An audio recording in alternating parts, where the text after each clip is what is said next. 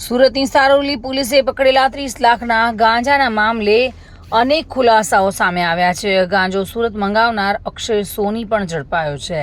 Mumbai crime branch પોલીસે આરોપીની મુંબઈથી ધરપકડ કરી છે। મુંબઈ ક્રાઇમ બ્રાન્ચ પોલીસે આરોપીને ઝડપી કાપોદ્રા પોલીસને સોંપવામાં આવ્યો છે। કાપોદ્રા પોલીસે અક્ષય સોનીની પૂછપરછ કરતા સિદ્ધાર્થનું નામ પણ સામે આવ્યું છે। સિદ્ધાર્થ પાસેથી કેનેલ ગાંજો લાવીને અક્ષયને આપવાનો હતો।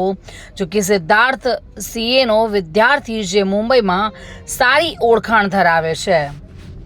સારોલીમાં ઝડપાયેલા કેનેલ અને સિદ્ધાર્થ બંને મિત્રો હતા। ગાંજાની સપ્લાય માટેની વાતચીત આ ત્રણેય ટેલિગ્રામ દ્વારા કરતા હતા।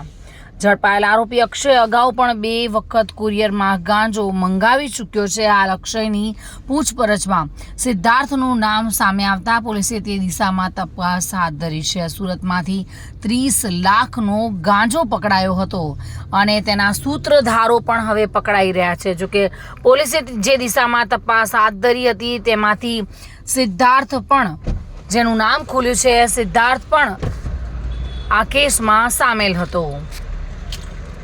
સુનિલ ગાંજાવાલા સાથે bureau report, today Gujarati news.